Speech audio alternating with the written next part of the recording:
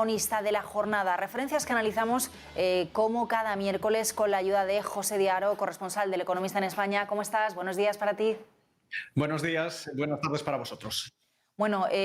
comienzo por esos datos de paro, si te parece, que vigila la FED, esa creación de empleo en el sector privado que aumenta en Estados Unidos gracias al sector de la hostelería y que, como solemos decir, es la antesala del dato grande, ¿no? El dato que conoceremos el viernes. ¿Qué destacarías de estas cifras y qué es lo que va a mirar con lupa Jerome Powell de estas cifras de empleo? Básicamente tenemos que destacar cómo hemos visto cómo esa cifra de cabecera de la gestora de nóminas ADP quedaba por encima de lo esperado, una creación de empleo de 571.000 puestos de trabajo en el mes de octubre. El consenso esperaba entre unos 300, 400.000, algo que pone de manifiesto distintos factores, no solo cómo el sector servicios y la hostelería sigue creciendo y sigue generando puestos de trabajo, sino que también se deja notar el efecto de la expiración de esas ayudas adicionales de subsidio por desempleo relacionadas con la pandemia. Pero aún así también tenemos que seguir teniendo en cuenta que el mercado laboral de Estados Unidos enfrenta todavía problemas. Tenemos problemas dentro de lo que se refiere al abastecimiento de mano de obra. También hay que destacar cómo la inflación salarial sigue subiendo y tenemos también que tener en mente otras cuestiones como, por ejemplo, los mandatos a las vacunas. Precisamente aquí en Nueva York esta semana veíamos cómo más de 9.000 funcionarios públicos, entre los que también se incluían policías y bomberos, han salido de la fuerza laboral, han sido forzados a una baja sin remuneración debido a no cumplir con ese mandato, con lo cual todos estos son factores a los que la Reserva Federal va a tener que prestar bastante atención. También hay que destacar, eso sí, que normalmente el dato de la gestora de nóminas ADP, que realiza este seguimiento junto a Moody's Analytics, no suele ir de mano a mano con el dato oficial que se va a conocer el viernes. De momento, eso sí, el consenso espera una mejora sustancial con respecto a los datos que vimos en septiembre, una creación de empleo que podría superar los 400.000 puestos de trabajo y que básicamente seguiría con esa sintonía que hemos visto durante este año, una creación media mensual de 500.000 nóminas que también apoya esa retirada por parte, o el comienzo de la retirada de los estímulos por parte de la Reserva Federal. Mencionabas que la inflación salarial está subiendo en Estados Unidos. Cuéntanos un poquito más cómo están esos índices de costes laborales y hasta qué punto esto o no presiona a la Reserva Federal.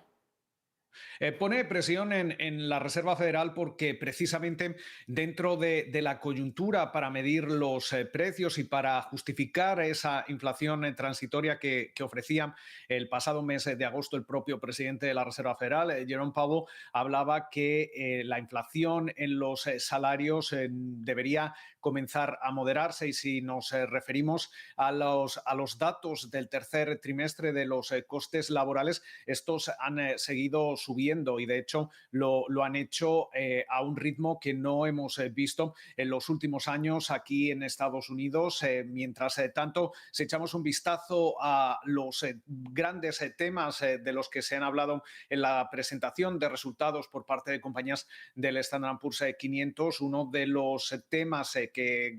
sobre todo está marcando esas conversaciones con los analistas siguen siendo el aumento de los costes salariales y el aumento de los costes laborales. Mientras tanto, también hay que tener en cuenta que en esa coyuntura que ofrecía Powell también mencionaba que los efectos de base del aumento que hemos visto en la inflación en los últimos meses no deberían seguir manteniéndose y no deberían de ser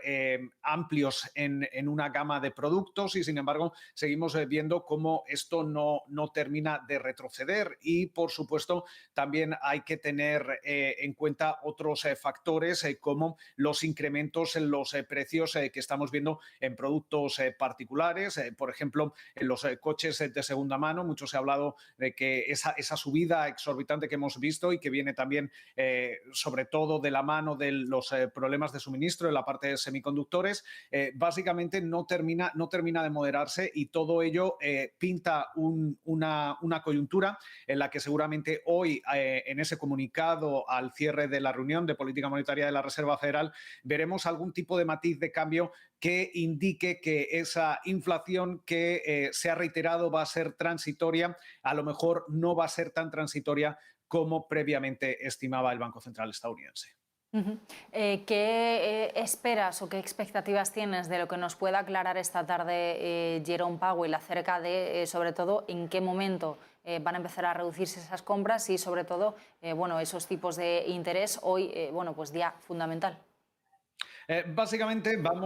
se va a oficializar el comienzo de ese tapering, de la reducción en las compras de activos, básicamente compras de bonos del Tesoro y activos respaldados por hipotecas, una reducción que podría comenzar tan pronto como a mediados de este mes o como muy tarde a comienzos de diciembre, a un ritmo que de momento se plantea como 15.000 millones de dólares mensuales de reducción, de los cuales 10.000 millones de dólares serían en bonos del Tesoro y 5.000 millones de dólares en activos respaldados por hipotecas. Esto permitiría el que la Fed pueda terminar con este programa de compras a mediados del próximo año. Aún así, la Fed no se va a pillar los dedos y, aunque anuncie esta reducción de 15.000 millones de dólares mensuales, no va quizá a dar demasiados detalles por si acaso tiene que adaptar esa cantidad en los próximos meses para adaptarse sobre todo al entorno de la inflación. Básicamente, Powell en esa rueda de prensa de hoy va a seguir reiterando que el comienzo de este tapering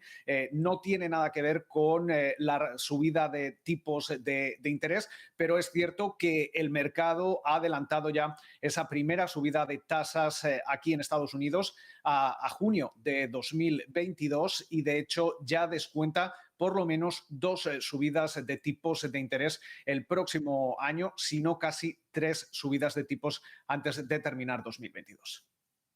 Pues vamos a ver qué nos cuenta Jerome Powell en apenas unas horas. José Diaro, como siempre, gracias. Hasta la semana que viene. Gracias a vosotros.